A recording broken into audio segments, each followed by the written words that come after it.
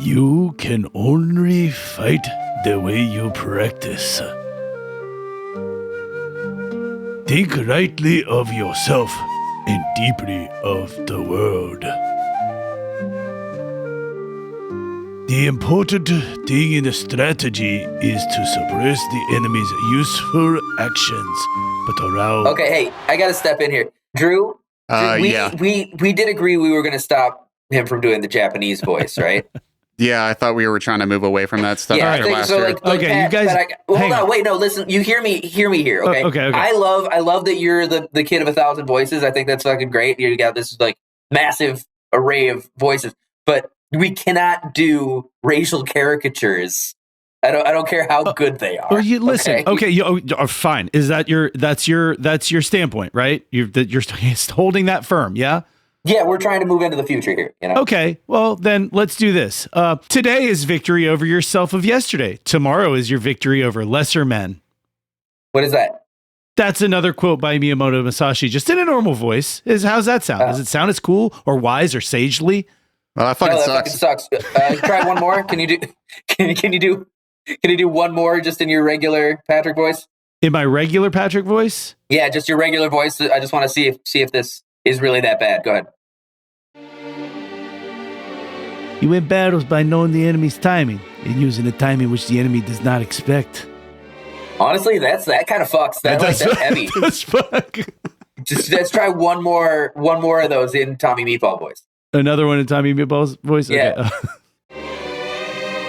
The important thing in strategy is to suppress the enemy's useful actions, but allow his useless actions. Honestly, that's fucking hardcore. I think. Is that going to be our voice for Miyamoto Musashi? From now on, when we're doing Japanese voice, you gotta do Tommy Meatball. Or do I go back to? Generally speaking, the way of the warrior is resolute acceptance of death. If we're gonna do a racial stereotype, I guess that one does sound pretty fucking hard. So that sounds cool. We'll keep that. Probably a little more accurate than Tommy Meatballs. All right. Is it insulting? I'll put the flute music back in. Generally speaking, the way of the warrior is resolute acceptance of death. I mean, those both fuck, dude. I have no idea. Tommy Meatball Musashi. Hey, fucking shoot me about it.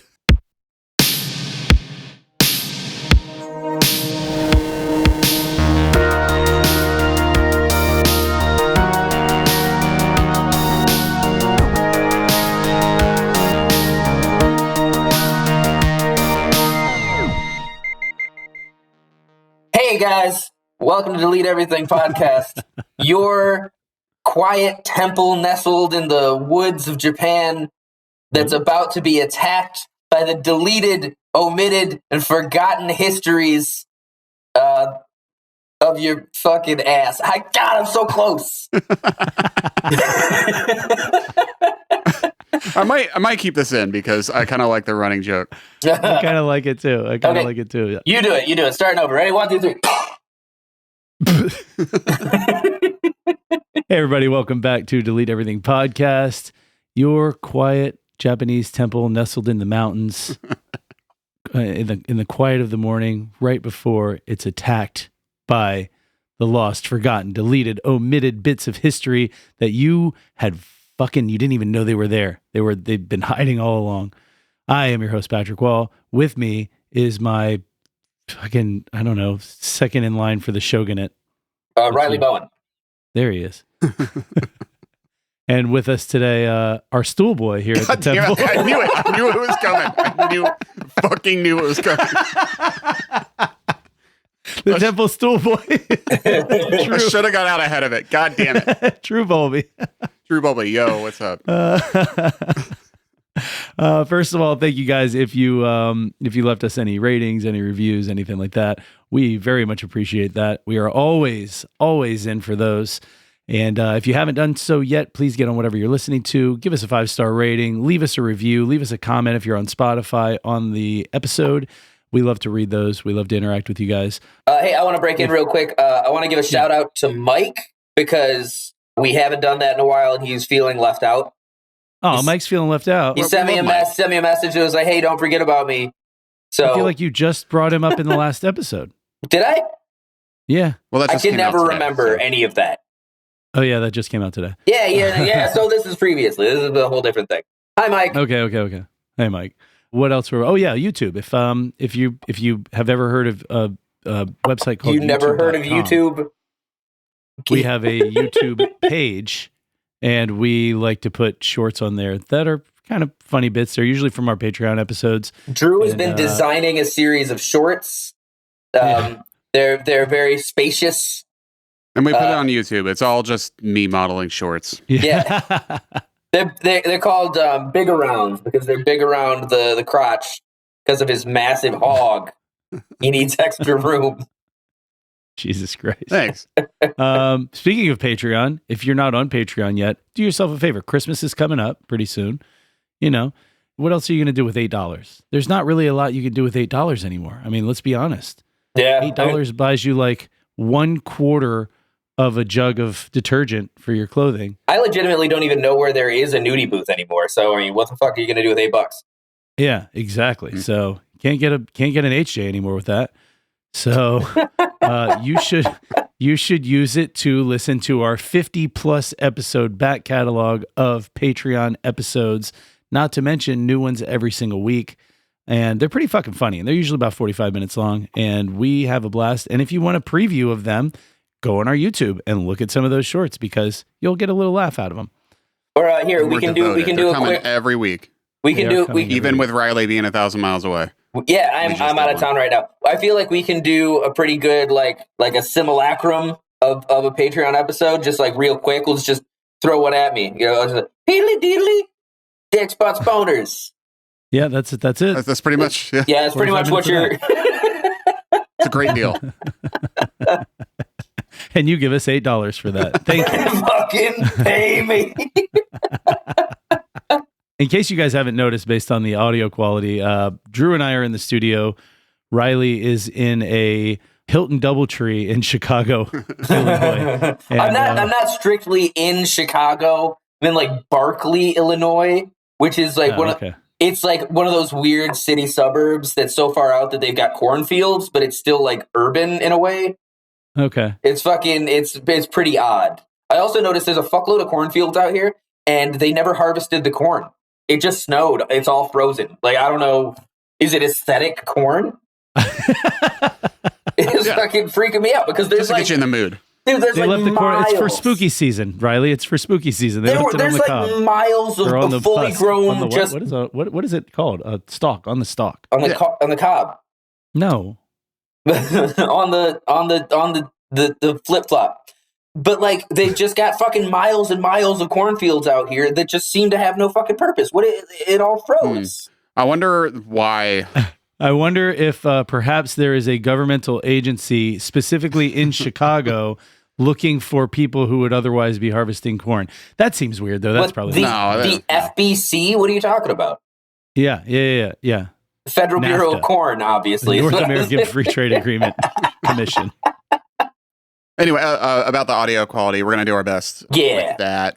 This is our And first. It should be fine. This is our first like real attempt to do an entire episode over a long distance. I mean, like we had previously tried Patreon episodes with like over Zoom. We just did one. Or we've done a couple, and they're kind of fun. Yeah. I mean, like that works out okay. But my apologies for the weird audio quality. I'm using a digital mic. They're using analog mics that are much better and more expensive. Yeah.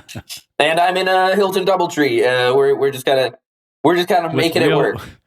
With real finicky Wi-Fi also. Yeah, the Wi-Fi sucks, and Hilton doesn't deserve your money. Go to a different hotel chain, even though I am a member. Or, never go to a hotel again, and you can buy our Patreon for like the next several years. Well, one of my favorite philosophers of all time, when Musashi Miyamoto, says you should never travel with money or food, and you should never sleep under a roof. Huh. Under a roof? Don't sleep under a roof, and don't carry money or food. Interestingly, that is who we are supposed to be talking about today. It's not interesting. I brought it up on purpose. Today we're talking about famed, legendary Japanese sword fighter, samurai, Ronin, and philosopher, poet, Musashi Miyamoto. I'm a pretty big fan of this character, and whether or not you guys know it, you have come across this character at some point in your life. Like there are endless video games, books, movies, songs. Any anime at some point or another is gonna fucking reference this character or do a character that's based on this character. Like even the philosophical badass Japanese swordsman. Yeah, exactly. He is the epitome of the poet warrior. Yeah, he's the prototype for that. Yeah, he really is. I know. Sincerely. I have been struggling a little bit with not calling him Masayoshi Takanaka, who is the king of Japanese city pop surf guitar. I'm a big fucking fan. Hell yeah.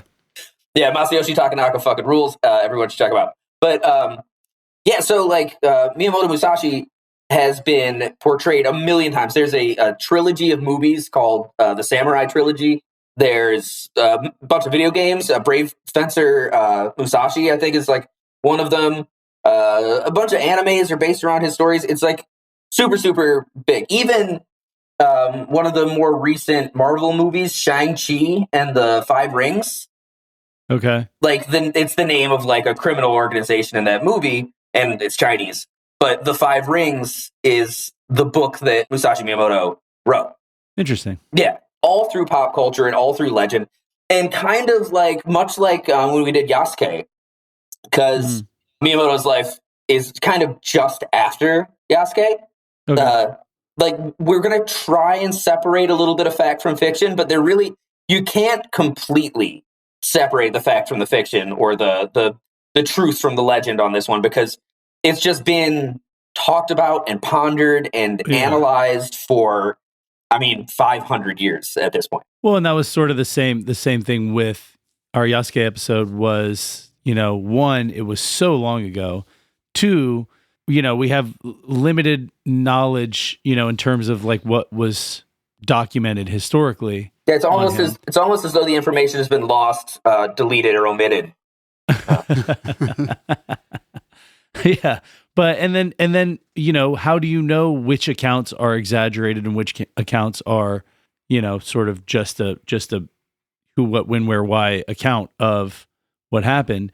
There's so much that you kind of have to sift through it and figure out what's what. But I get it. Sort of. This is good because we've done a couple of like more high profile things recently, like Bikini Atoll. Mm-hmm. Yeah. These are big factual instances, but.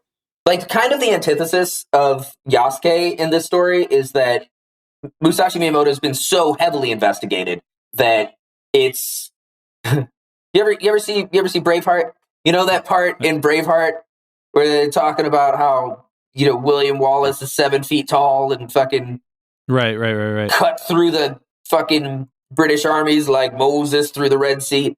It's like that kind of shit. It's just like word of mouth. There's even one of my favorite Japanese legends is about like this master sword fighter who gets beaten by a farmer with a staff, right? Uh-huh. Well, in that legend, it's often reflected that Miyamoto Musashi is the sword fighter, when the truth of it is, like in that legend, he's the kid with the staff. One of his very first duels out of 64 duels that we know of that ended in the other guy dying, is he was young. He didn't even have a sword, and he beat someone to death with a short staff. But that legend has been permuted so many times that if you think of the great unstoppable sword fighter that this farmer came up across, you would think of Musashi Miyamoto. Okay. Yeah, that's kind of the coolest thing about this character, aside from just being an all-time badass. This is one of the big bad motherfuckers ever. In terms of personal glory, this is somebody who came from essentially nothing, wandered by himself, trained himself, intellectualized himself, killed a fuckload of people, and eventually became just a legend unto himself. So, okay. Yeah. You guys ready to get into this a little bit? Yeah, let's do it. You want to make any dick jokes or anything before we do it? They'll come. You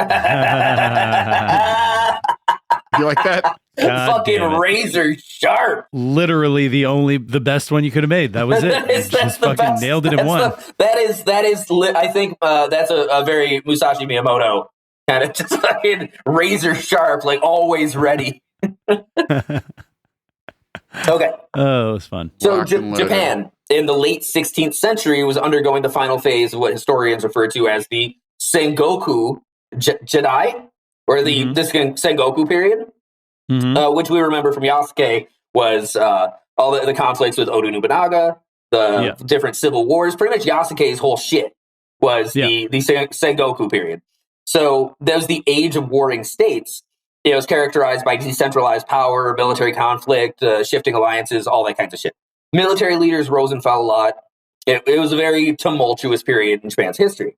Yeah, for sure. We talked about it, not like super at length in Yasuke. We talked about it pretty extensively in the first Yasuke. Yeah, if you guys want to hear about that, just go back and listen to our Yasuke episode. So by the time of Musashi's birth, which is like approximately 1584-ish, two major developments were going on. You had the unification under the central rule, right? Yeah. So that's Oda Nobunaga and Toyotomi Hideyoshi. They'd already begun consolidating their power. Right. So that reduced the number of independent regional warlords. So you had more like central pillars of warlordship than instead of leading into the Edo period. Yeah, it's like the unification of the clans, essentially. And then there was also this big transition that was going on towards peace, which was kind of unheard of in the past 150 years in Japan. Right. The Tokugawa clan under Tokugawa Ieyasu, who we talked about at length, they would soon establish a shogunate. A shogunate? Sometimes you feel like a shogunate. A shogunate that created a sustained peace that would last more than 250 years. It was like a whole fucking thing. But this peace was not like culturally internalized because it had already been so long that all of Japan had been fucking just kicking the shit out of each other. They're like bandits and warriors. I mean, it's a time of like individual killers walking all over the country. Yeah, I was gonna say there was peace in terms of there not being warring clans and clan lords being toppled by armies from the opposing clan lord and pillaging the castle and killing everybody. But what happened was that all of those guys who had lived that way for so long, now you enter the Edo period and there's peace. And it wasn't peace because everybody's fucking happy and everything's good. It was peace or else. Yeah. And all those guys kind of ended up just becoming sort of Ronin or bandits or something that it was a pretty fucking harsh life. You pretty much constantly hunted. So I kind of equate it to like, it was peace in terms of there weren't wars between the states right at the moment, but there was the kind of peace that you would experience in like New York City in the late 70s, okay, so there's not fucking war in the streets, but there's plenty of gang activity, lots of murders and thefts. There's plenty of crime. It's, it's still a difficult way to live, right? And plenty of state sanctioned murder too. Oh yeah. I mean, they were still fucking, it was still the sort of deal where like, even if you're working under the shogunate and you're technically at peace, it's still a serfdom in many ways in most of the areas. So like as, whatever daimyo or regional warlord, you still had, your concubines and your serfs and fucking, you could still go out and kill the shit out of whoever you wanted, but they had to be your people. You couldn't just go kill somebody else's people, right? Like, so, okay, so it just wasn't... That would be ridiculous. Yeah, that's like crazy tough. But so the peace just wasn't like a part of the internal culture. But samurai identity and reputation was still heavily grounded in martial skill, individual combat prowess, and demonstrating your personal resolve in like public duels. One of the things that was still huge in the culture, even while they were like pushing for peace, was just duels in the streets.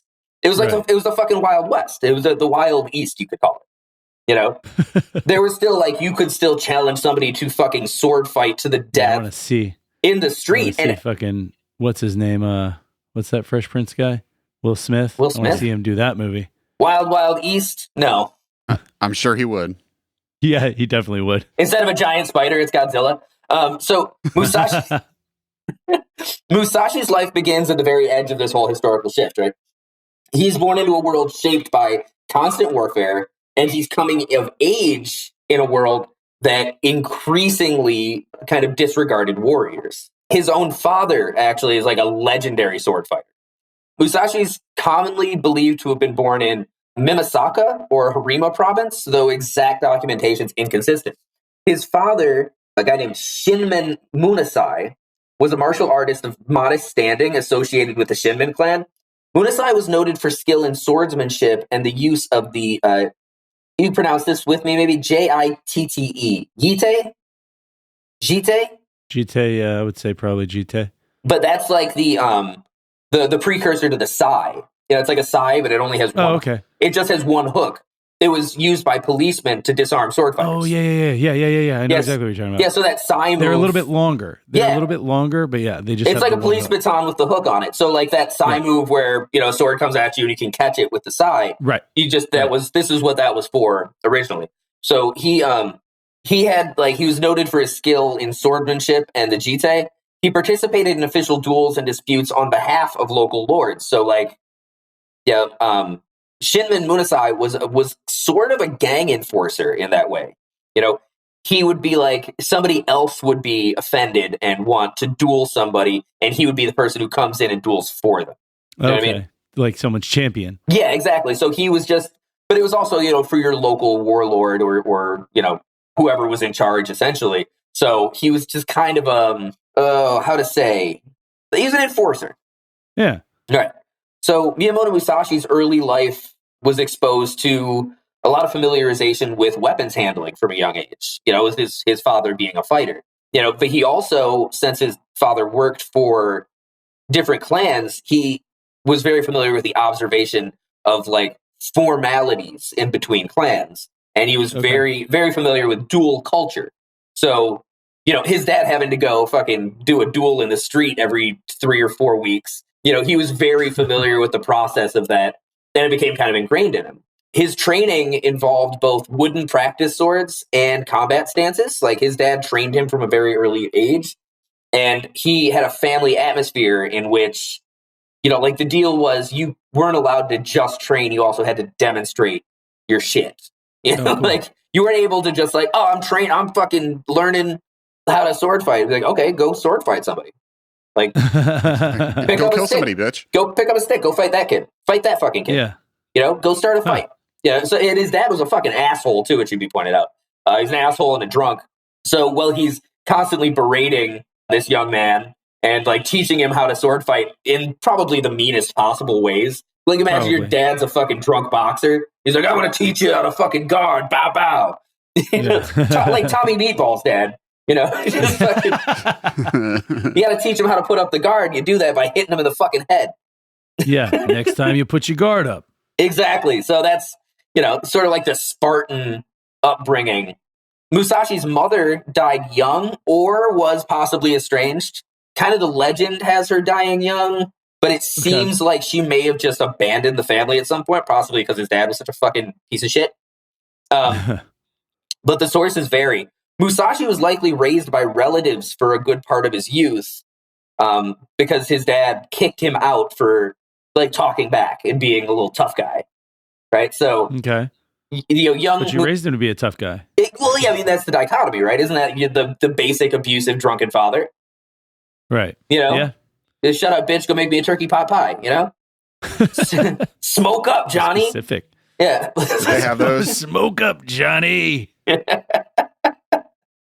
You know what I got for my birthday? A carton of cigarettes valued today at $170. Yeah, really. You should have just kept him.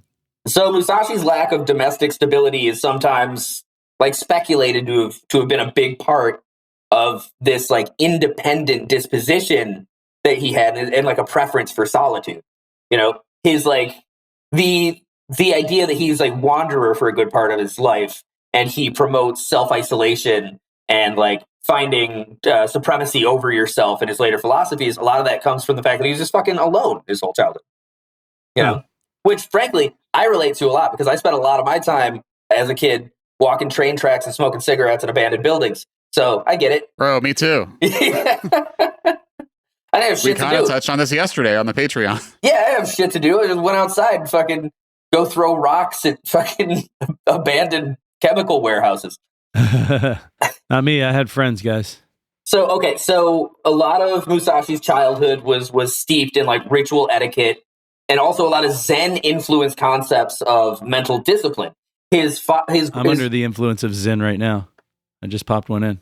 Hey, some Zen influence. After his father kicked him out, he moved in with his uncle, who was a Buddhist monk in another village. Whoa, okay. So That's cool. He went from an upbringing of being being trained to be a duelist and just a violent child to then like he's with somebody who's like, you need to breathe and sit and contemplate and like self-improve and find your stillness. Sure. You know, which is that's cool. It seems very contradictory, but really like all the samurai swordsmanship stuff is all about I was going to stillness. say it doesn't seem contradictory because anybody who's watched any sort of like Japanese films or anime or anything that's like, or video games or whatever that sort of centers around that time period and that culture, there is like this stereotypical Zen warrior. Yeah. But I mean, at the time, I'm guessing it probably would be pretty strange. Yeah. I mean, it must have been, especially like, it's not like he was high up in the food chain. You know, he's an enforcer's kid that, you know, probably just was dirty and hungry a lot. You know, daddy's drinking all the food money. And, you know, so he's just a little scrapper, you know, but he's got good technique because he's been taught by like a really kind of notorious fighter. And then he moves in with the uncle, the Buddhist monk, who's just all internal philosophy and thought and preparedness. Like another thing, Buddhist monks specifically of this time period were very good at was village level defense practices. You've probably seen in some animes or like video games or something that when there's a battle, there will be like a monk in there kicking ass too. Yeah, you know, sure. There's like a big guy with a fucking those like cords around his neck, the beads. That's because like Buddhist monks, I mean, really most monks in Japan, because they did come from such a time of turmoil, they were trained to defend their temples because their temples had important artifacts. I think we talked about that during Yasuke as well. Like there was like this whole like sect of like fighting Buddhist monks that were kind of fucking badasses. Yeah, exactly. It's like Chinese Shaolin monks, you know? It's like they had a philosophy of peace, but there was like a preparedness. In fact, Musashi Miyamoto, in his book, The Five Rings, later will say he's the one who's attributed with the quote, it's better to be a warrior in a garden than a gardener in a war. Okay, yeah, makes sense. But the precise details of his upbringing with his uncle are kind of fuzzy, but you can infer a lot from that idea. Okay, so by Musashi's early adolescence, Japan's wars were ending faster than the culture of warriors could really adjust. So you had just a fuckload of warriors that were out of work, essentially. Uh-huh. Young men that were trained to fight found decreasing opportunities for battlefield service anywhere. Like there's like a lot of tradesmen that just come into a workforce filled with robots. You know, like there's no real purpose for what they're doing there. Yeah, so duels and style challenges and traveling contests became the proving ground of reputation. A good analog to this is if you think about medieval knights. You know, in times of peace, they have jousting tournaments and things like that to say like, oh no, we're still badass. We can still do this stuff. You know, but it's not really going anywhere. And this is like a time period that doesn't directly lead to, but is, I mean, thought of as one of the more important areas in the decline of like samurai culture. Because it's not terribly long after this that to be a samurai is more ornamental than anything else. You know, you've got the swords. Yeah, exactly. Like samurai, they'll carry the swords with them, but a lot of times they'll work at a fucking bank or something. Yeah. You know? Well, I mean, and also something that's portrayed a lot in, you know, modern pop culture, like Japanese centered modern pop culture, is that sort of like the kid or the grandkid of the samurai who's got the swords but doesn't have the skill or the temperament. Exactly. It becomes more ornamental. And Dan Carlin in Supernova in the East, he talks a lot about how the generals and captains in the Japanese army during World War II were descended from samurai, and they would have the rank of samurai, and that's why they were given these, you know, like controlling leader roles. But during that era of the Japanese Empire, they tried to bring back the samurai culture. Yeah, which like, turned out to be more of like a fucking Japanese supremacist movement than anything else, you know?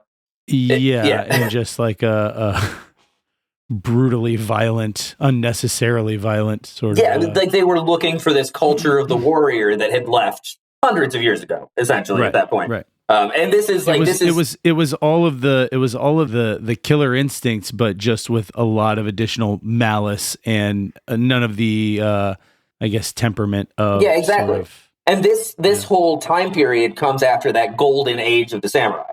You know, like where like we're talking about hundreds and hundreds of years where samurai are leading essentially, I mean, like a violent culture, but essentially like a paradise in a lot of ways of art and culture and all this stuff. And then going into this period, you know, after the Sengoku was pre-Edo, Edo period would be sort of when he was coming up. Yeah, Edo's when you're seeing the cracks in that kind of culture. And a lot of administration stuff is going to be like, hey, maybe we should, I don't know, like work on math and economics. You know? So Musashi, rather than entering the service of a lord, he left his uncle's home to become a wandering swordsman. You know, such a move was not unusual among ambitious fighters at the time, but Musashi's youth at departure was really notable. He was only like 13, right? Huh. So this decision marks the beginning of his life as this self-directing, self-reliant practitioner. You know, he's not aligned with any single school or clan or ideology. He's just making it on his own, right? His first recorded duel is with a man named Arima Kaihei in aroundish 1596. Okay. So the earliest documented challenge involving Musashi takes place when he's approximately 13 years old. The opponent, Arima Kaihei, was a swordman of the Shinto Ryu school. Details of the duel are preserved in later accounts, though their embellishments vary.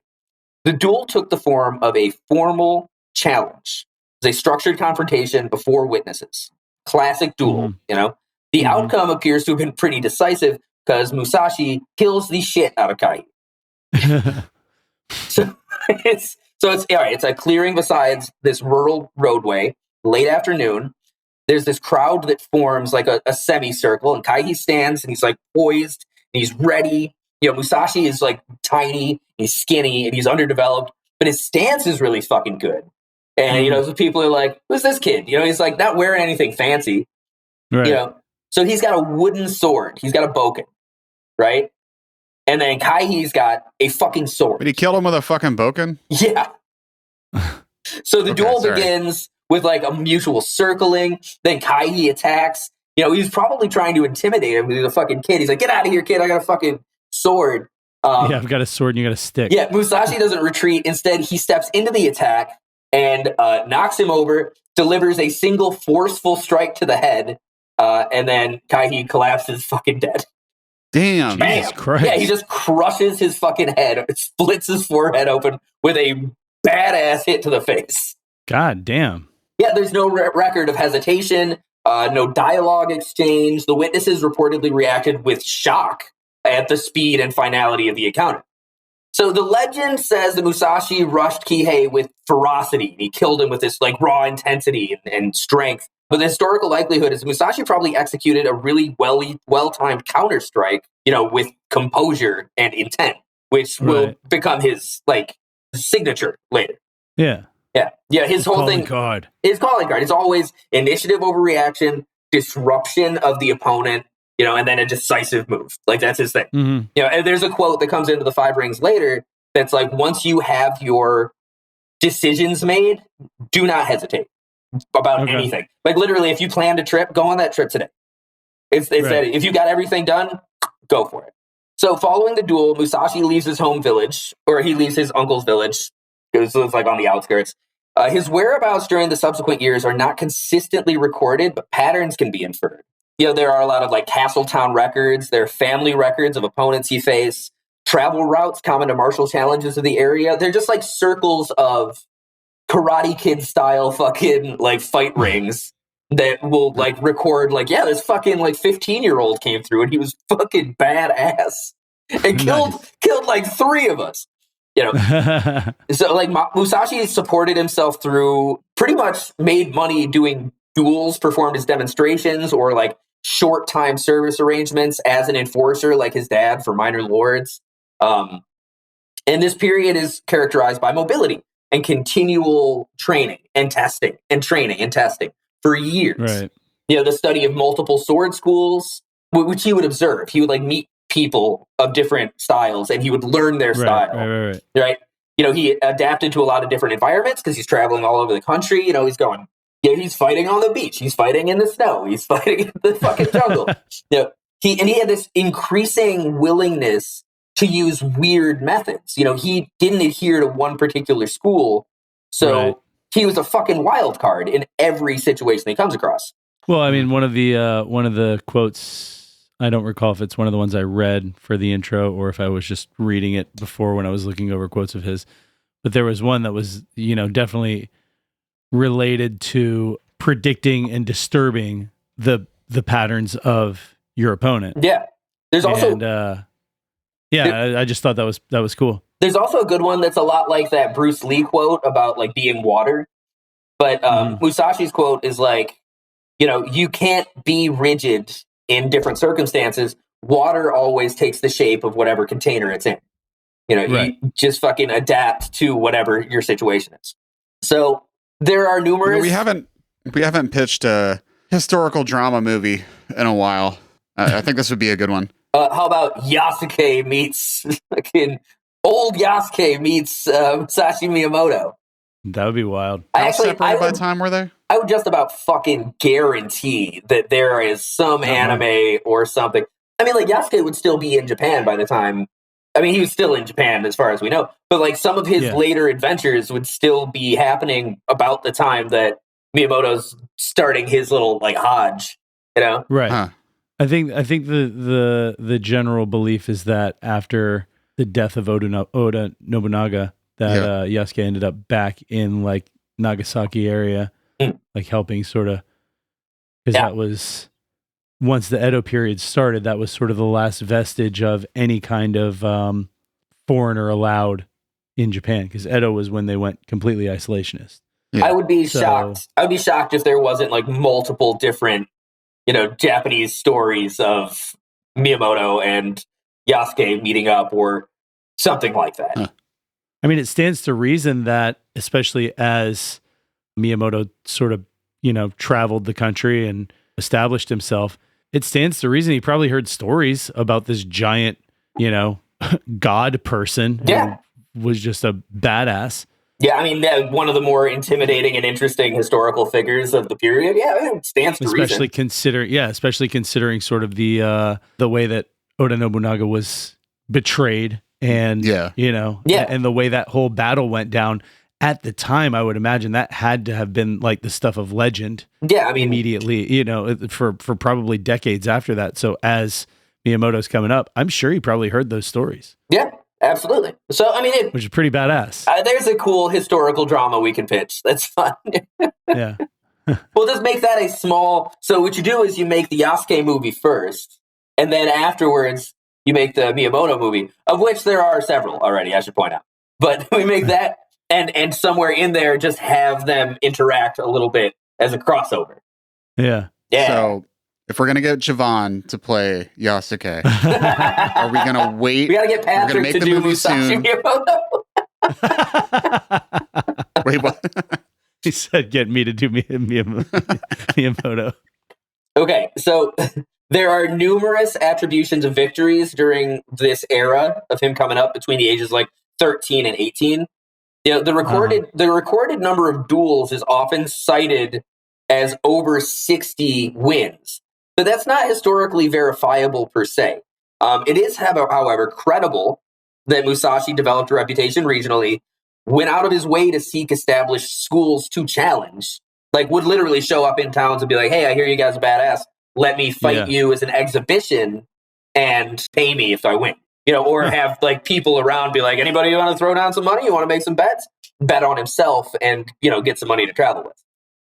Okay. It's very credible that he demonstrated a lot of endurance and adaptability in all this open combat. The legend says Musashi defeated dozens, even hundreds of opponents, and always emerged unscathed. The historical likelihood is his undefeated reputation is plausible and widely attested. Okay. The exact duel counts are... He's like the Andrew Jackson of Japan. Yeah, thick hickory. Thick hickory. They called him that after he killed that guy with the boken. That's him. It's a thick hickory. So, but the exact number of duels is impossible to truly nail down. But the important fact is not the number of duels, but Musashi's active pursuit of experience. He was constantly fucking grinding. Every day of this guy's life is a fucking grind level. He's like, all right, I'm going to sleep under the stars. I'm going to wake up and hunt my own food or some shit. I'm going to find a fucking village, and then I'm going to fucking beat the fuck out of the toughest guy there. I mean, fucking respect. It actually sounds pretty cool. It's ridiculously cool. It's like the biggest problem with this story, in my opinion, is that every tough guy asshole on Earth wants to see themselves in this. Like I said earlier, when I was a kid, I was lonely, or right now while I'm traveling doing this stuff, I'm isolated a lot. I'm in a hotel room by myself, and I'm a very philosophical guy, and I'm looking at the leaves fall and thinking about I want to see my experience through the lens of being a solitary Ronin warrior, but that's fucking that is fucking gay.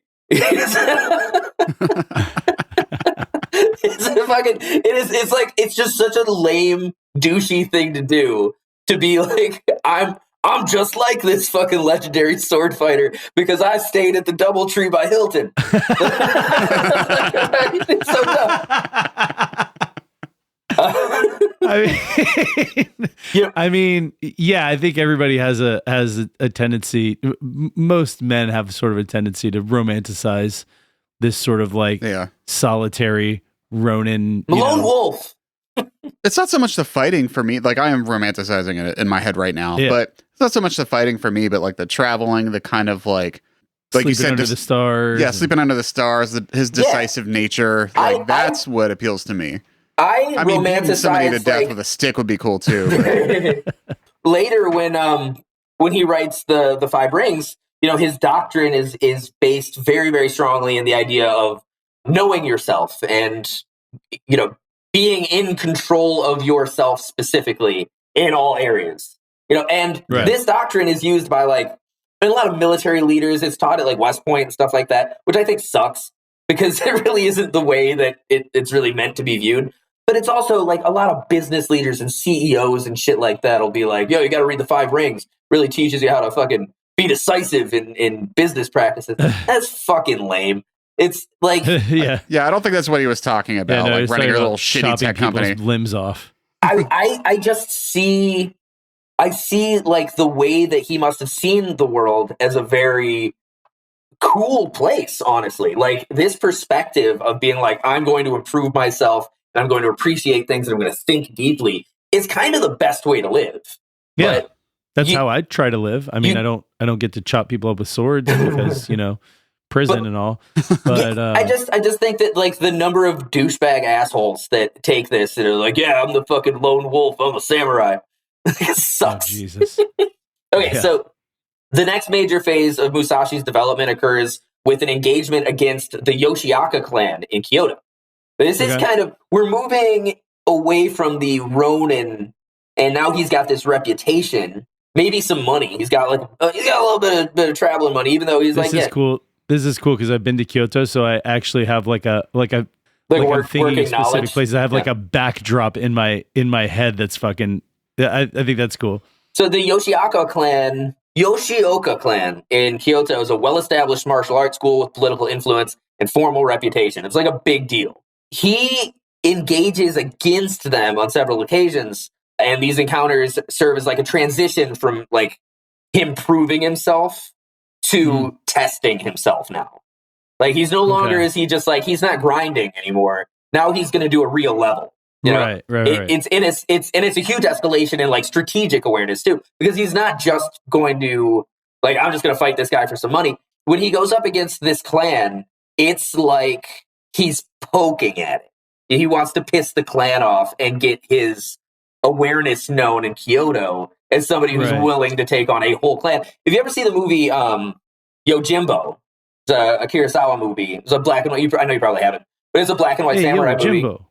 Hey, Jimbo. It's a black and white samurai movie that's about a samurai that goes into a town where there are two warring clans and works them against each other for his own gain. And it's really fucking good. Bruce Willis did it in the movie Last Man Standing.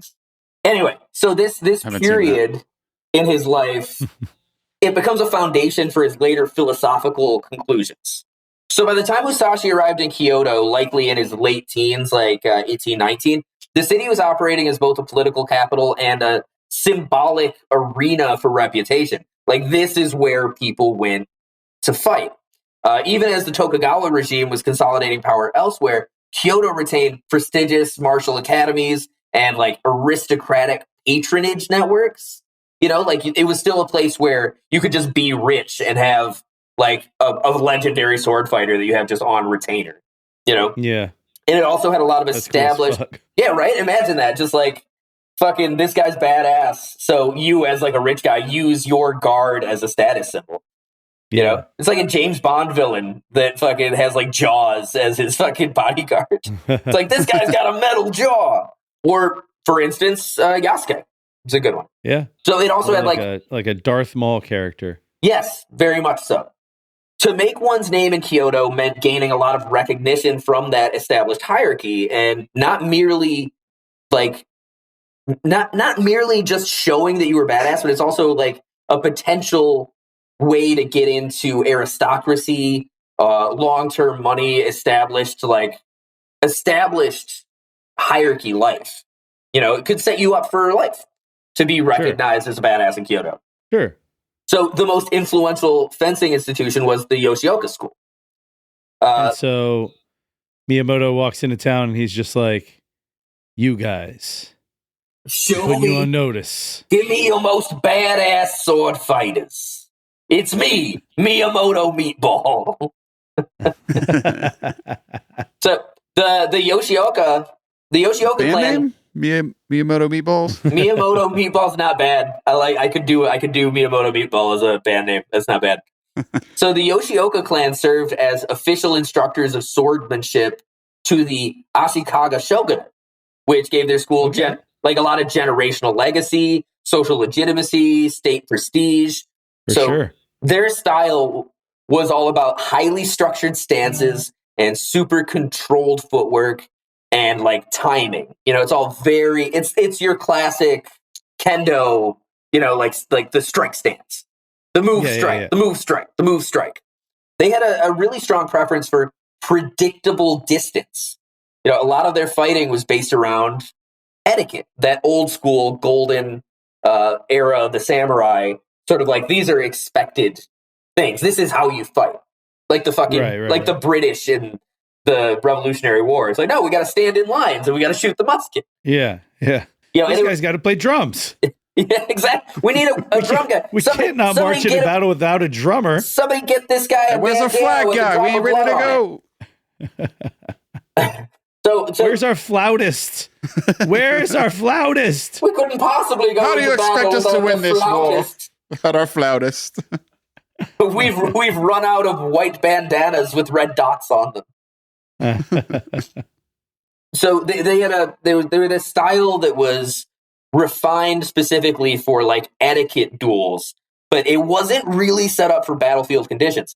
Not to say that these guys weren't badass sword fighters, but like they weren't training to be on a battlefield. They were training to fight in a dojo. Right. And so that's like, it's fun. The Yoshioka school represented order in that way in this time period. And Musashi already had this great reputation for embodying disruption. You know, like, his whole thing is like, you have no fucking idea how this guy's going to come at you. You know, at one point he develops a style with two swords just to fuck with people. Just because who says I can't use two swords? I'm here to kill you. The whole thing is good with the one. I'm going to try and just add another one just to level up. Miyamoto's got this thing where it's like, yeah, he's going to fight you with the traditional style if that's the best way to do it. But if he has to, he'll beat you to death with a rock. It's like his first duel with Yoshioka was someone named Seijuro. Seijuro was then the head of Seijuro. He was the head of the Yoshioka school, right? Oh, so wow. this was near he went straight to the top. Yeah, he was just like, well, fucking fight me then. This was your best guy. Approximately 1604. The duel was publicly witnessed. Both parties were understood to be representatives of distinctive martial philosophies. Seijuro stands as this like formal single sword master, and his position is technically correct. You know, it's really super precise and tight and fucking ready. Musashi showed up to his duel late. And that was intentional because it forced Seijuro to wait. Reeking of sake. Yeah, he just showed up like, sup, nerd. And Seijuro was like, what the fuck? And this totally disrupted his entire thing because he's just not, you don't do that. Oh, yeah. That's like showing up naked. Like, then you're thinking about it too much. And yeah, exactly. So when the duel begins, you frustrated him before the duel even starts. Exactly. You're fucking him up before you even get there, which is super intentional psychological stuff. When the duel begins, there's supposed to be like a traditional bow exchange of pleasantries, as it were. Musashi just goes right Miyamoto fucking just spits forward. on the fucking ground. Yeah. Musashi just closes distance super rapidly. He strikes Seijuro in the left shoulder and disabled him completely.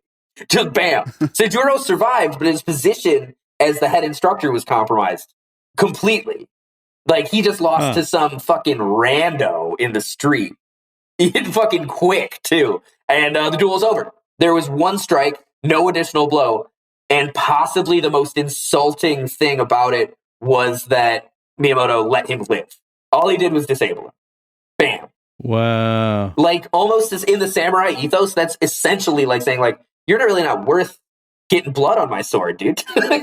Right. Yeah, here's a poke. Get out of here, kid. You know? So the legend is that Musashi arrived late to demonstrate his arrogance and his dominance and just be this kind of like, yeah, fuck you. But what likely happened was that it was a tactical choice that broke, his opponent's rhythmic readiness, because he had understood that the psychological tempo of these battles was an element that could be fucked with. Everything was so traditional that if he came in with a new order of things, they wouldn't know what the fuck to do to him. So interesting. That really shows that his idea of understanding is that, like, initiative begins before the duel. Like, you don't win just because you're good then. If you can prepare and fucking know what you're coming into, you can do all sorts of things. Mental preparation. That makes sense. You got to be good the whole way through. You know? Mental preparedness is like the most important thing, because the duel isn't just physical. It's like a timing issue. Right. Okay. The second Yoshioka duel is someone named Denshichiro, who was Denshichiro, who was Seijuro's younger brother. Denshichiro issued a challenge to avenge the school's reputation. So this one's on a riverbed, on the Sanjo riverbed. This duel was understood by Kyoto's warrior community as like a really decisive reckoning, and kind of had to be a more intense battle. Like, this is no longer somebody just coming to kind of show you what's up. This is somebody coming in angry, right? So this contest is more intense. Both combatants used wooden swords, though, which is a big one. Okay. I think that's because Denshichiro, he could cover with the idea that, like, hey, I don't want to hurt you, but he was just afraid this guy would fucking slaughter him. So Denshichiro was super aggressive, and he attempted to apply the school's structured attacks. Musashi interrupted these sequences by stepping into them, which you're not really supposed to do, and then refusing, like, your standard footwork. Like, he wouldn't do that, like, back and forth fencing, distance pacing, and he just forced close quarters engagement where you couldn't do all your fancy shit. He just closed in on him, and then a decisive blow to the head ended the duel, just like that first duel with the Boken, right? And just like that first duel with the Boken, Denshichiro died. Oh, shit. God damn. This is the second time that that Musashi Miyamoto just fucking cracks someone's melon with a stick in like heated the old combat. hickory. So that really turned this whole conflict now from a martial rivalry between Miyamoto and this fencing school to kind of like a matter of clan survival. It's like now our two biggest sword fighting leaders have been taken out by this fucking Ronin dickhead. One of which was he just beat him to death with a fucking stick.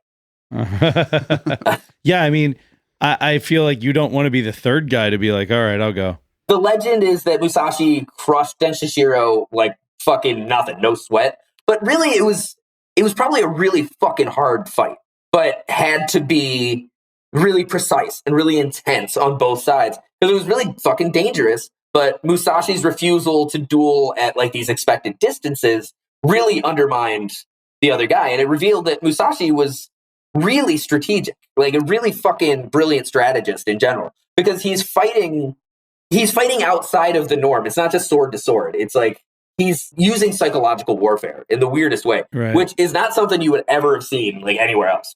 And his final class with the Yoshioka. Cool. I don't know how I feel about it. I don't know if I feel like that's so fucking rad, or it's like you're a fucking asshole, dude. Yeah, like I get it. You want to be this great swordsman, and like you have an axe to grind. I guess you want to be the best in the world, but like, why are you being a dick about it, dude? I mean, I kind of look at it both ways. I gotta say, as a punk rock kid, you know, like as somebody who has always been on the side of disruptive influence, I like the idea. I was gonna say, shaking up the status quo is cool. It is. It's cool. It's punk. It's very punk rock. Musashi Miyamoto's a punk rock samurai. But like, there's something to be said about how these like punk rock samurai sounds like an anime. It does. It absolutely does. There's something to be said about. It's got to be a thing. You've got this entire school of combat, right? That is essentially useless. They can fight the fight that they want you to fight. But when they're attacked with a different style, they got nothing. Right. All this prestige, all these years of training, all this like highfalutin fancy bullshit, it's nothing in the street with your fighting in the mud. Well, obviously we're not going to know his intentions, but I almost see it as like him coming in and saying, "Okay, you can do this. Why?" Yeah. Well, I mean, unless Miyamoto was just that much of a badass. I mean, maybe all those rules and all that, you know, all the order around how they trained and how they fought worked against most people. And then here comes this fucking dude who's just too much of a badass for us to deal with. I think that's very much the case. But I also feel like if he could have beaten them using their technique, he would have. Because that would be even more of like this is how good I am. I beat you using your own thing. But he doesn't know their fucking technique. He's not. I was going to say that usually takes a long time to master. Exactly. But what he can do is study them as people and realize that they're fucking arrogant. They got this really rigid structure, this fucking formal dance that they do. And if that's the only thing that he's able to grab a hold of and use to his advantage, then that's what you do. You grab a hold of their dick. That usually works in a fight. Exactly. He's the kind of guy who would kick you in the dick. You're like, you're a pugilist? Great. Bow right in the cock. Okay, so his final clash with the Yoshioka clan is the ambush of Ichiro. Following the deaths of Seijuro, who was disgraced and committed fucking seppuku. Fuck. and Den Shishiro, who got fucking clocked in the noggin. The Yoshioka leadership passed to Ichiro, who was a child. Oh. Okay. I'm not really sure what his age was. I'm going to say about 11. Okay. So a formal duel was arranged, but when Musashi arrived, he found Yoshioka retainers concealed in the surrounding terrain, archers prepared to intervene, multiple swordsmen positioned to attack simultaneously, and he realized this was not a duel, it was a fucking ambush. This is one of the most legendary things that he ever gets involved in. This is him showing up to duel an 11-year-old child? Yeah. Which, I mean, like, okay, but at the same... I wonder what tipped him off.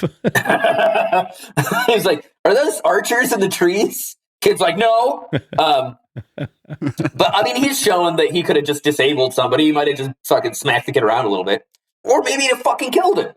I was going to say, don't take the bait. If he says we're not going to fight with real swords, we'll just use boken. Yeah, exactly. Right. We need to use pool noodles for this one. I don't want to hurt you, kid. So let's use these sticks. All right. Musashi reacted before they even sprang the trap. He immediately closed distance to Ichiro, and he struck before the retainers could react, and he escaped the encirclement, rapidly disengaging rather than fighting through. He killed Ichiro. God damn. He killed the 11-year-old kid? Yeah, he came through, fucking cut him down, and then Jesus fucking dipped out. Like, he did not wait to be ambushed. He was like, maybe he would have let it pass if it was just like a regular duel. But he was like, oh, okay, all right. Zip, zip, zip, bop, death. The legend there is that Musashi defeated dozens of attackers single-handedly.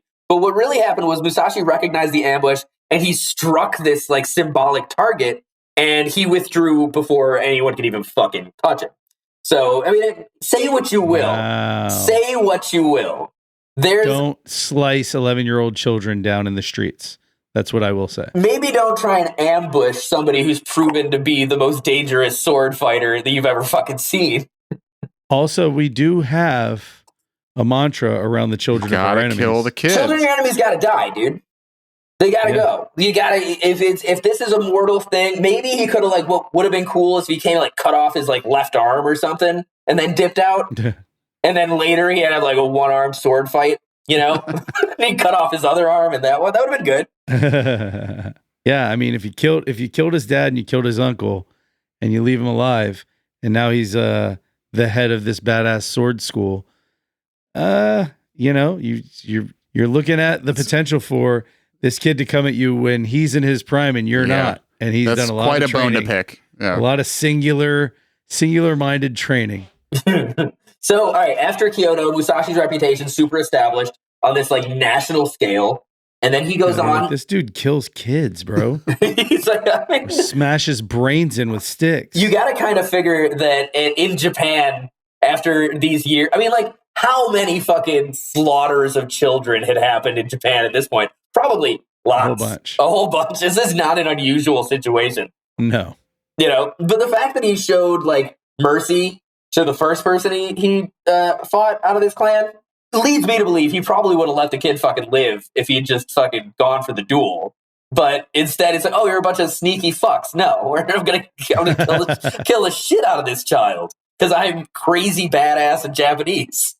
I'm choosing to believe that the kid was like 14 because I want to like this guy. I like that. That's your big thing. It's like, I'm going to choose to believe he didn't want to kill the kid. I'm just going to choose to say he's an older kid. Listen, I'm okay with slicing down 14-year-olds in the streets. 11-year-old too far. Listen, 13 and below is where I draw the line. I hate to think it's like some little fucking 8-year-old holding his sword up with both his hands. Let me look him up. Let me look him up. He's like, are you sure the archers are going to be on time?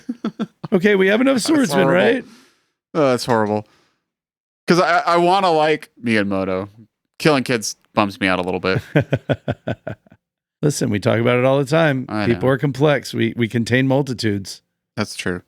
Chiro Suzuki. Might have just caught him on a bad day, you know? He might have caught that first guy that he let live, might have just been, he had a nice, he's rested. Right, yeah. Had eaten a good meal. Now he's got, an entire plan after him. Very grounded at the moment. And then by the time it was 11-year-old kid time, he was feeling very dysregulated, haven't eaten in a couple days. Sees the ambush. Yeah. Like, fuck this shit. This kid's dying. I'm not doing this. Not today. Now I have to kill a child. Hold on. I'm trying to find the stats here. Hold on just a second. The stats. Trying to find the kid's rookie card. He didn't play past his rookie year. It looks like about 12. Looks like about 12 years old. You say he looks like he's 12 years old? It looks like the kid was about 12 years old. Oh, okay. I mean, whatever. Different time. I mean, if we're looking for the age of Ichiro Suzuki, who's a modern professional baseball player who was born in 1973, I mean, that's easier. 53 years old. Nice. No, 52. Yeah, what I'm looking up says 12. All right, he was 12 or 13. Then, all right, he was like a really big, like tall, had hit that growth spurt. I had a friend when I was about that age. He was 12 or 13. And he was like 6 feet tall. He was a big kid, all right? He was a big kid, all right? I know it says he was 12, but fucking towered over me. I had to kill him. Christ. So one of the more famous duels that Musashi was ever a part of was the duel at Ganryu Island. There's actually, in the Samurai trilogy, stars Toshiro Mifune as Musashi Miyamoto. And a very fucking cool trilogy, I would say. It's on Turner Classic Movies. Everybody should watch it. The first one is just called Samurai, and the second one is called Samurai 2, the duel at Ganryu Island. Oh, nice. So that is a battle against someone named Sasakai Kojiro, who was a recognized swordsman whose reputation was built on long sword specialization, with the type of longsword known as odachi. Okay. Yeah. With a style known as subame. Subame geishi, which means swallow reversal. I don't know what the fucking context for that is. But swallow reversal? Swallow reversal, which that sounds like... just called upchucking? Yeah, so he just pukes a sword into you. But he had a really structured dueling technique that it emphasized really precise timing, but also arcs. Mm-hmm. Like he's more of a slicer than a stabber because he's got a big long fuck sword, right? Right. So right. Sasaka Kojiro's lineage is debated. He could have been connected to the Shujo Ryo school, or he had influence from the Kage Ryo school. He had there's a bunch of different. He's as famous almost as Musashi Miyamoto is, specifically for this duel. Badass. Yeah, he's a badass. He's a huge badass. He's understood as a prestige opponent. Right, this is like one of the big. He's bigger than any of the teachers that Musashi just killed.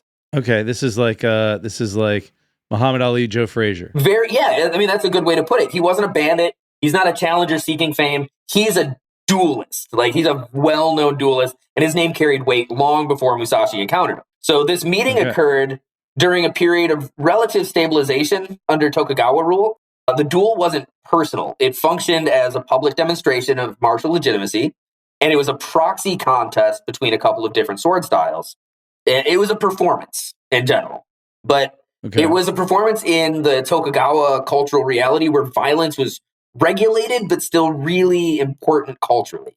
In this framework, Musashi represented this improvisational new school, and Kojiro represented this codified, refined, ancient swordsmanship. This is it's the streets versus the fucking academy, essentially. This is a goodwill hunting, goodwill hunting of fucking sword fights. So the duel represented this a conceptual conflict. It's like that Tom Cruise movie, The Last Samurai. Oh my god! Where that last charge of the samurai, which I have seen, by the way, I have seen that one. That's a pretty good movie. Not bad. That last charge symbolizes a rift between the past and the future. You know what I mean? Yeah. They did do that whole thing. That's exactly what this duel represents in general. This is a title fight. This is a big deal. When the armies had the howitzers all set up. Yeah, exactly. They're charging on horses. They're charging on horses with swords. Yeah. And just getting mowed down, and they know they're going to die. Ganryu Island was a small island in the Kanmon Straits, and it was chosen as a neutral location because it wasn't particularly important to any clans. Spectators present included samurai retainers and observers tied to regional leaderships. So this was being watched by all kinds of different daimyos and warlords. Right. It's an exhibition match. Yeah, they just sent their retainers to watch. It was a formalized public event, which is kind of fucking rad when you think about it, because it's a death match. It can end in a duel or a tie, but what self-respecting samurai is going to fucking not kill his opponent in this kind of a fight?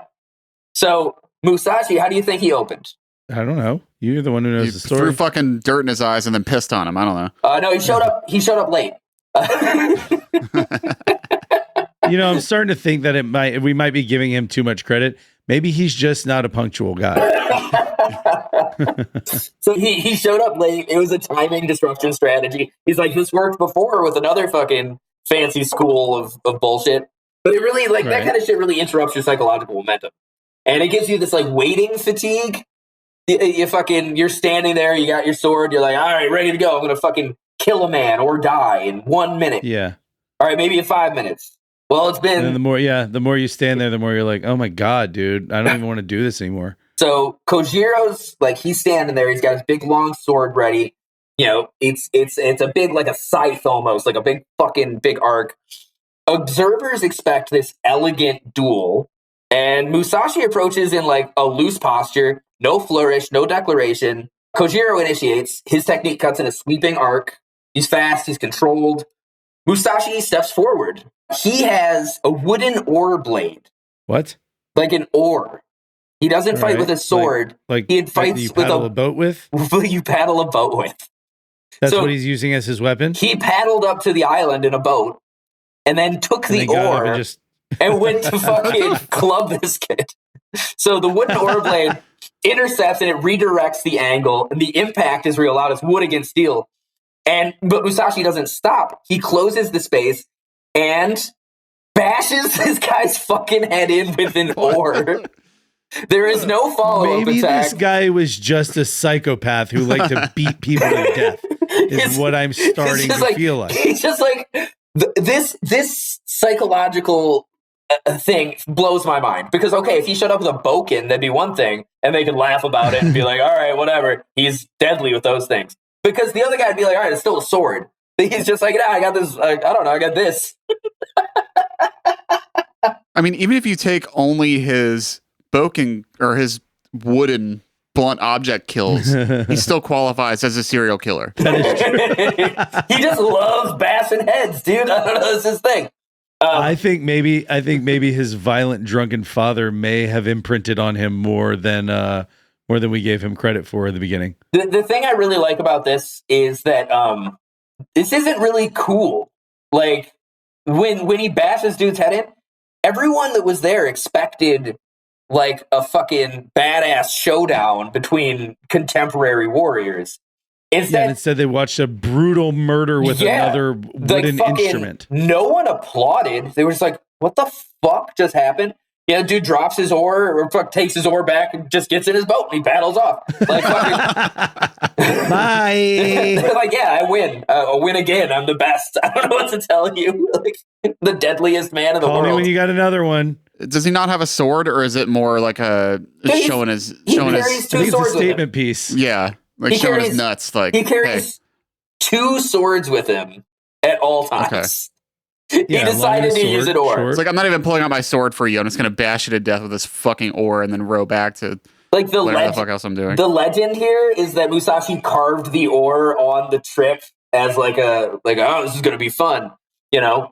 Because Kojiro's sword was He's a crazy person. You know what? I've made my decision. He's a crazy person. Kojiro's sword was so long, it was almost like a mockery. You know, he had this great, like, the big dick sword of all time.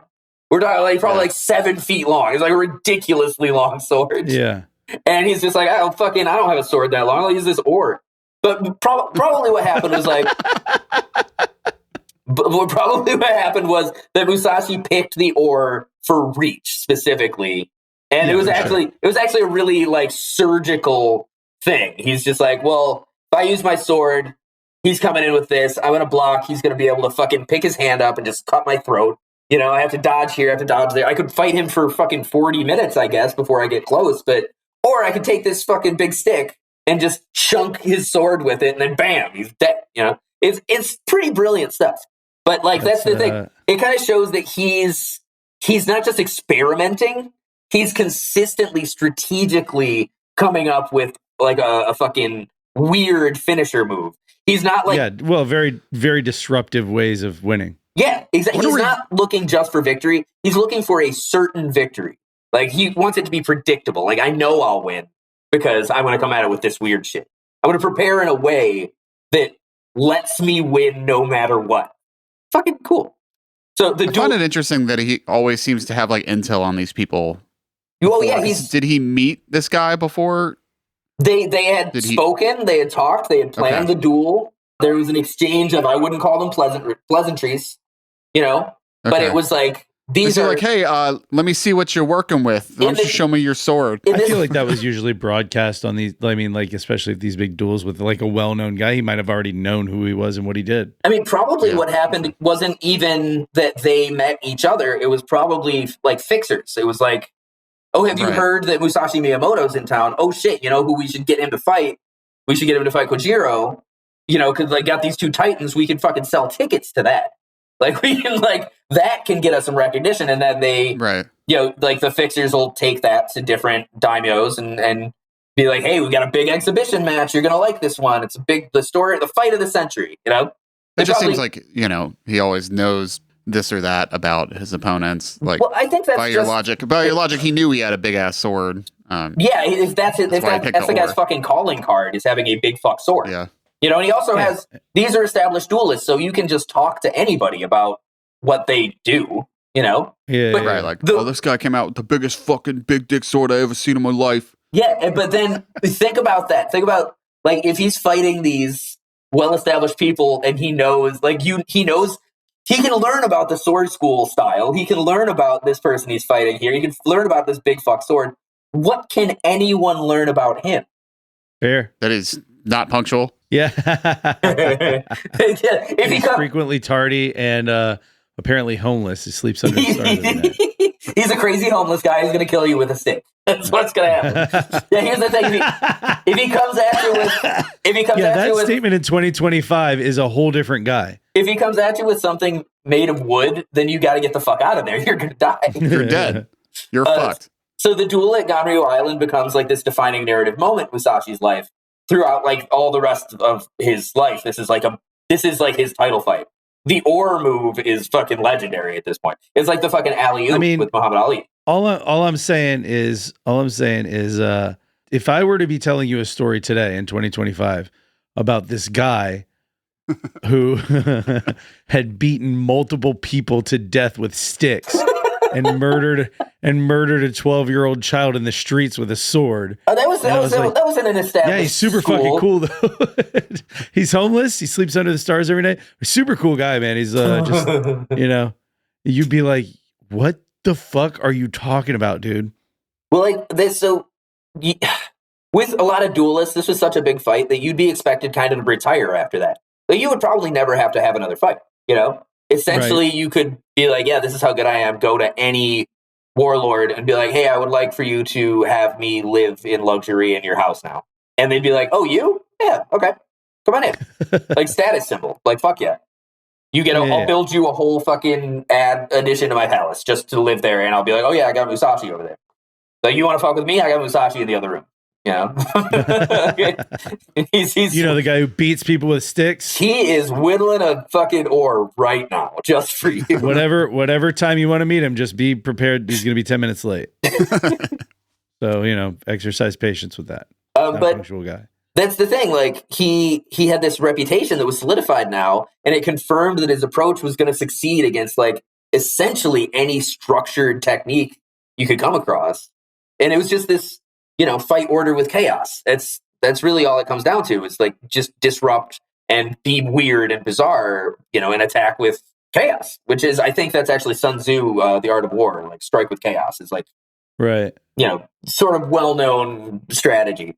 But he transitions from this wandering duelist to a recognized strategist at this point, and he does not retire. He continues to travel. He teaches on the road. He participates in military activity. In fact, he gets involved in the siege of Osaka shortly after this. Huh. So in like 1614, 1615, he was involved in a large... So wait, how old is he at this point? When was he born? He was born in 1584. 1584. And we're looking... And now you said 1614, so he's about 30 years old. Yeah, so he's like, he's pushing 30 at this one. Just curious. I was actually a little curious too. Yeah, I mean, like he's made his reputation. He's fought a million battles. He's super, super famous. So the siege of Osaka obviously isn't a fucking duel environment. It's a large-scale conflict between Tokugawa forces and remnants loyal to Toyotomi Hideyori. Oh, wow. Yeah, it's an urban siege with castle defenses and coordinated armies, and it's the final major conflict that's going to secure Tokugawa rule. And a lot of sources are kind of different on this one, but the likely thing that happened in the siege was that Musashi was serving under a man named Mizuno Katsunari. He was functioning as a foot soldier / like tactical advisor. Hang on, wait a second. Didn't... Oh, no. After Oda Nobunaga died, Toyotomi wanted Yasuke to be part of his. Yeah. Toyotomi was one of Oda Nobunaga's like right hand men. Yeah. So this is the last battle essentially of the Toyotomi forces. That's crazy because if you think about it, in a different reality, this would be the Musashi versus Yasuke. Yeah. Cool. This could have been the battle where they met, but Yasuke decided not to. Yasuke would be older at this point. He'd probably be like 50. Yeah, I mean, probably 40, 50. We don't really know how old he was is the thing. We even in the Yasuke, we didn't really know. That's fair. I mean, I just kind of figured. Circa 1555, don't really know. Like 60. Yeah, which could have been badass anyway. So he's... The old grizzled god warrior. Just comes out fucking... and they would have to like pit, all the forces would stop and be like, yeah, watch this fight. This is going to be crazy. So this battle was like a significant shift. Musashi's understanding of combat expanded to include like coordination and logistics and timing all across different units, not just individuals. And that perspective becomes really important to his Book of the Five Rings. He's watching how a big unit of soldiers can act as decisively as a single person, with action, with clear direction and stuff like that. Right. I mean, needless to say, they won that battle. It was really just an important moment in Musashi's life. Okay. By the way, who wins that fight? Yasuke in his prime, Musashi in his prime. Oh, that's a tough one, man. We don't really... Because Yasuke was already a seasoned like mercenary by the time he got to Japan. And trained in multiple different, in India, in the Arabian Peninsula. I would bet you that if fucking Musashi comes and also dove like head first into samurai training too. Yeah, so I mean, like he's essentially got better training than Musashi would have because he had already been around the world and like seen a bunch of different. I mean, around the world, but like through all these different areas and seen all these different forms of combat. And he's a wild card because he wasn't part of like a particular, like Musashi. Yeah, he wasn't part of a particular school. And it's one of those things where if he sees Musashi coming up with an oar, he's probably got a lot more experience dealing with a weapon like that. Yeah. He'd be like, okay, it's like a long spear. And he'll be like, I did that in India. And he'll fucking like adapt to that. That is really hard to say, actually, just off of these stories. Yeah, that's... Yasuke, like you said, trained all over the place and had a lot of experience. Yeah, I might give Yasuke the edge on that. To the legends. But you got Musashi, who like seems to specialize in, like you said, chaos, but tactical chaos. Yeah. Where then you have Yasuke, who specializes in being attacked by different shit all over the place and still living. So, and also being tough, fucking, what was he, 6'3", 6'4"? Yeah. Yeah. Fucking.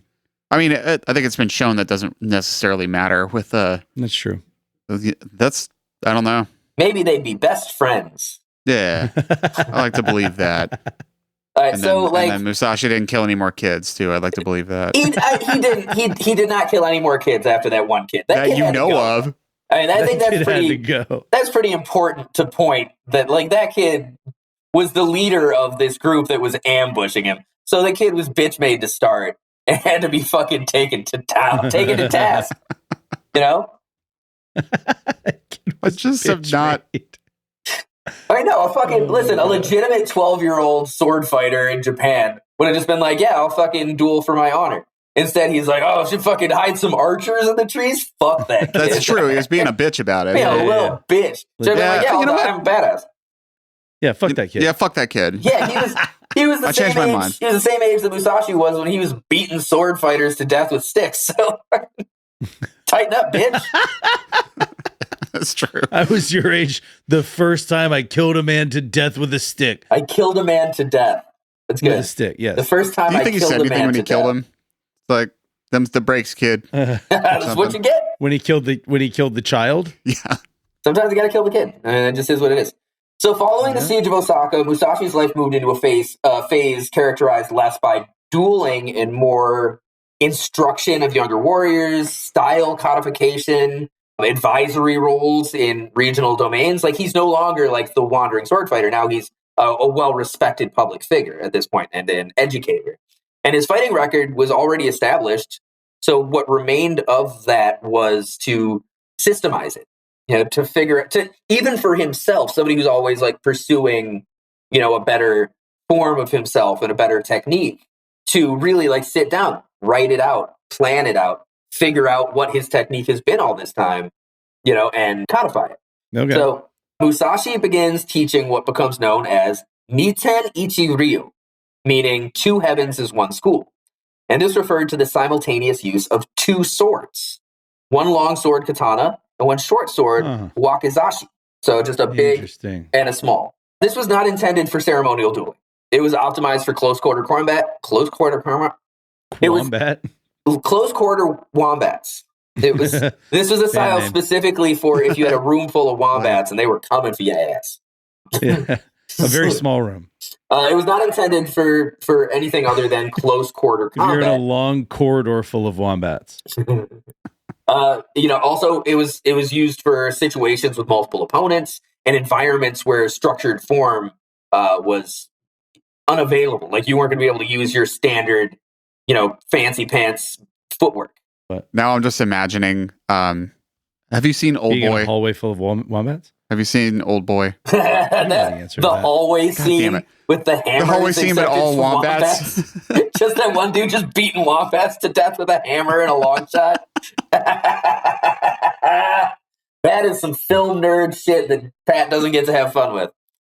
Sorry, guys.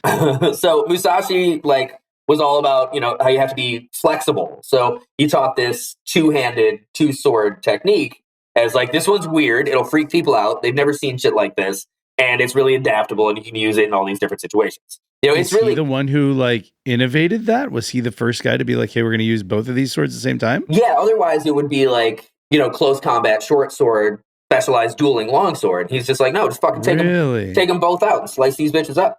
Wow. Most major schools of the era taught a stable guard posture and predictable angles and structured rhythms and shit. Musashi instead emphasized asymmetric stuff. He wanted it to be lopsided, wanted it to be weird, because the more lopsided, the harder it was to predict the rhythm that was coming at you. You change your rhythm before the opponent understands the tempo, and then you change your shit, your stance. If the opponent begins getting comfortable with your first stance, you make them react rather than initiate. So essentially on your fucking introduction to whoever you're fighting, they're on the back foot because you're already switching shit up.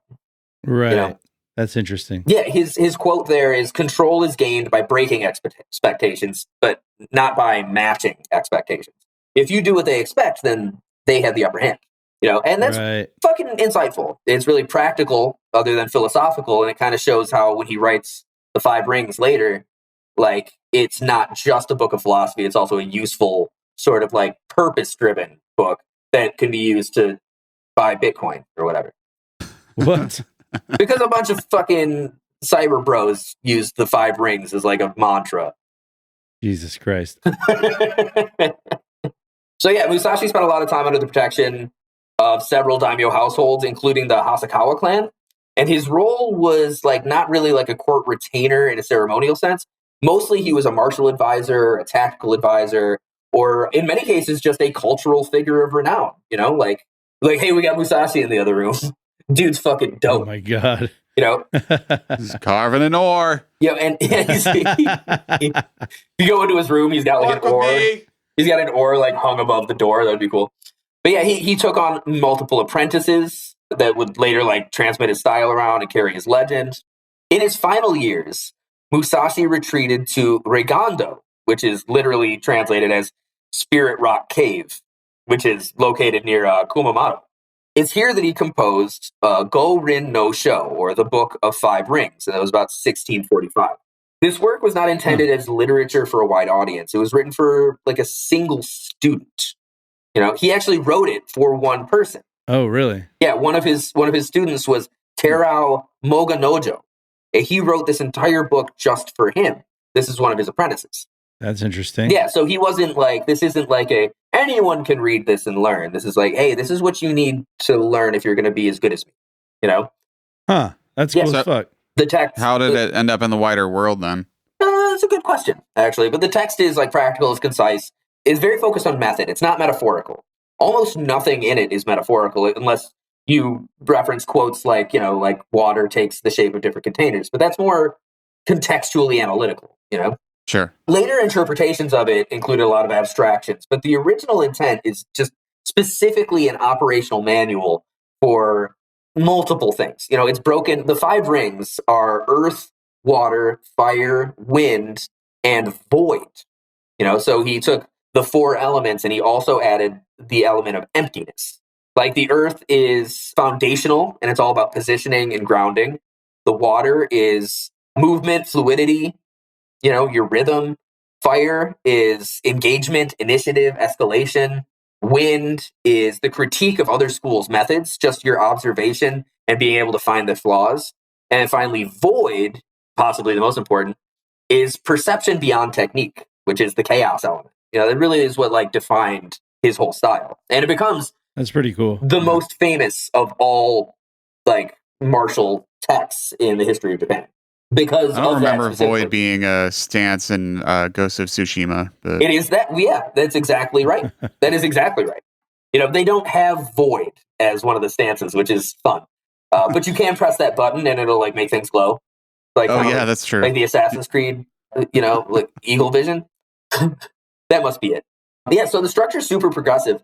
Earth is baseline principles and water is, this variability and all this shit. It's just the idea that he attributed all these things and invented an element in void is really fucking cool and weird and not accidental. It's obviously somebody who has studied and thought and paid attention and self-analyzed for his whole life. Comparing his thought to other thinkers, Musashi is often framed in philosophical terms. He's compared to Sun Tzu with the emphasis on indirect strategy. Battles are won before they're fought. Sun Tzu aligns with Musashi's use of timing and psychological disruption. That's The Art of War, if anybody isn't familiar. That's 5th century BCE Chinese fucking. Zhangji is a 4th century Taoist philosopher who advocated effortless action. You're skill dissolving when you were using your intuition, and that really gets really close into the void idea. There's just a bunch of these, but Musashi's not theorizing principles for states or full of ethics or metaphysics. His framework is totally tactical. The core idea is just controlling engagement by controlling yourself. So Musashi died in 1645. He was buried near Kumamoto, and the tradition. What did he die of? Wait, hold on. How did he die? Lung cancer comes for us all. Shut up. Can't fucking beat lung cancer to death with an oar. He died. He died of lung cancer? Died of lung cancer. Bummer. I guess. I don't know. It was fucking hundreds of years ago. It's not that much of a bummer. He beat a child. He killed a child. He killed a child. He got to live to 61. So he died in 1645. He was buried near Kumamoto. And the tradition of Niten Ichiryu continues through his students and up until this day.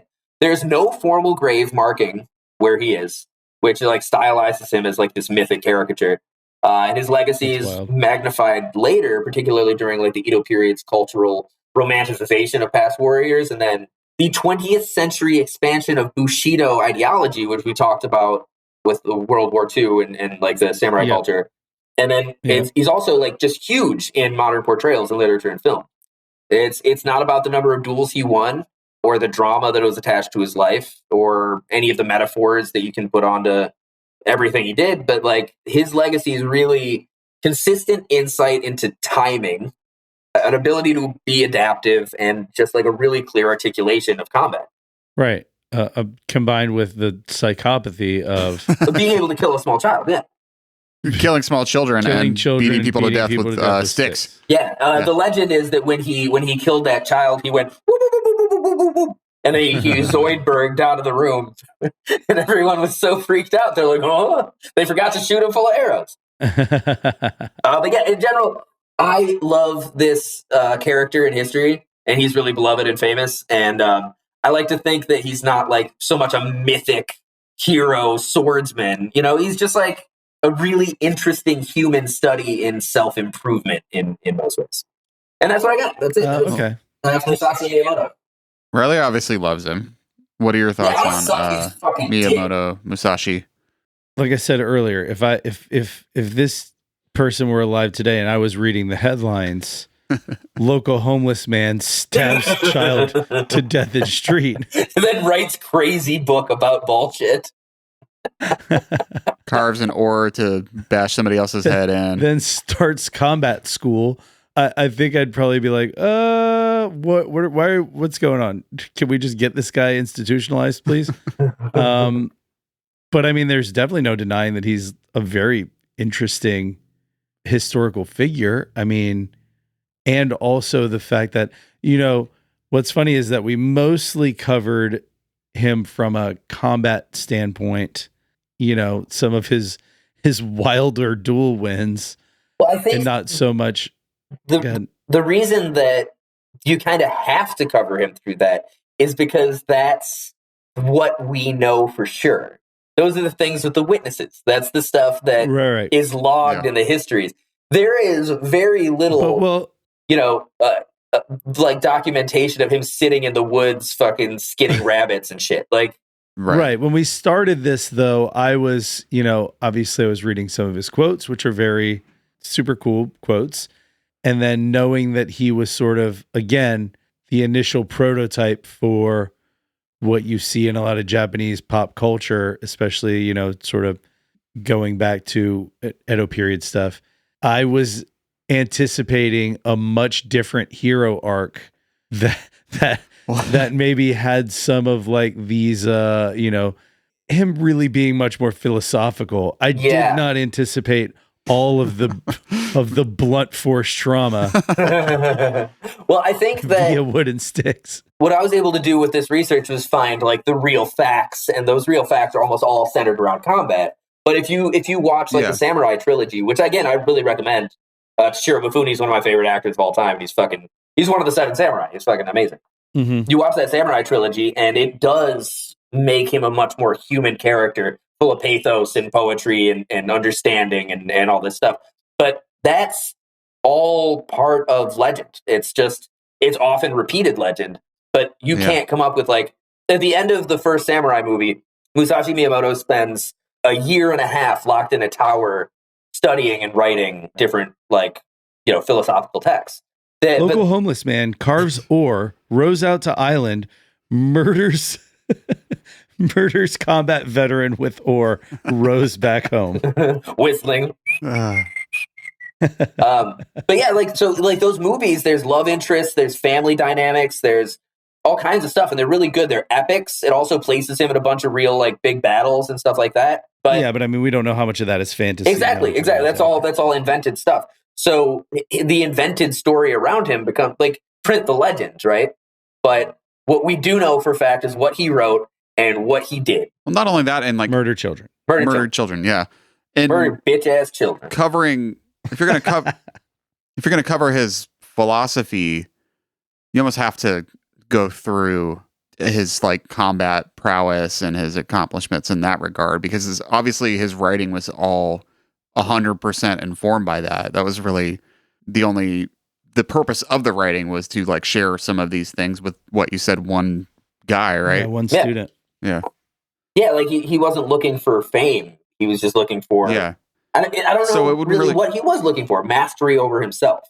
Look at some of his quotes. Some of the quotes from The Five Rings. He says things like, "Do nothing which is of no use." I saw that one. There's nothing outside of yourself there is nothing outside of yourself that can ever enable you to get better, stronger, richer, quicker, or smarter. Everything is within. Everything exists. Seek nothing outside of yourself. His philosophy is very simply like, if you want to be the biggest and the baddest, you want to get renowned, it's all right there, baby. You got it. Carve your own ore. Read that book and then get a finance job, I think. There you go. That's it. Yeah. What he's talking about is Bitcoin. There's nothing. There's nothing in there that Dogecoin can't cure for you. The Bitcoin was inside you all along. You are already mining it. All right. Here's a new T-shirt idea. All right. Inspirational Miyamoto quote, but I'm going to make one up. We're just going to do a T-shirt with an ore on it, and then in cursive letters, carve your own ore, like a live, laugh, love. Can there be like a body in the background, just or just like blood all over the ore, a little bit of brain matter, its brains? Yeah, sure. Yeah, it's good. A child would be good. A child with goo coming out of his fucking dome piece in the background. Goo coming out of his dome piece. Gross. Carve your own ore. That's good. I'm gonna get that tattooed on my ass.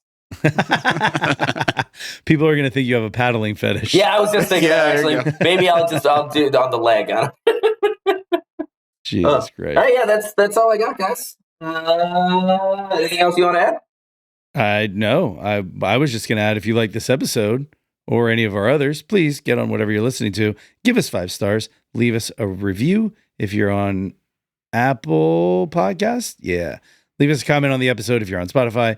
And if you have any suggestions on stories that we should cover, hit us up on deleteeverythingpodcast@gmail.com. Please follow us on Instagram at deleteeverythingpodcast.com.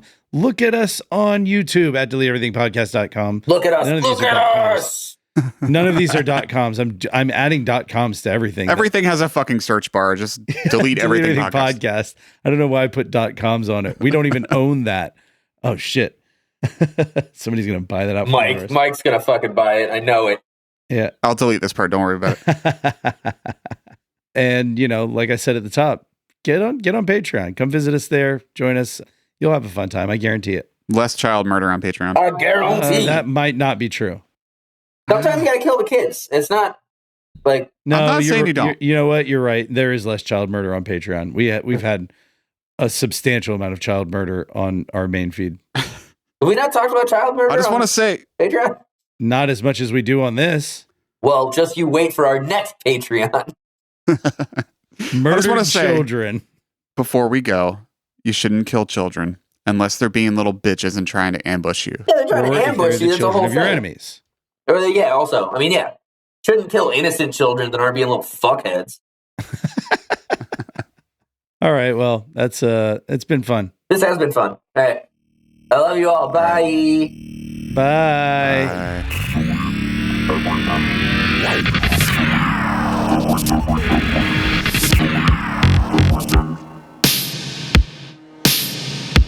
Hey, fucking shoot me about it.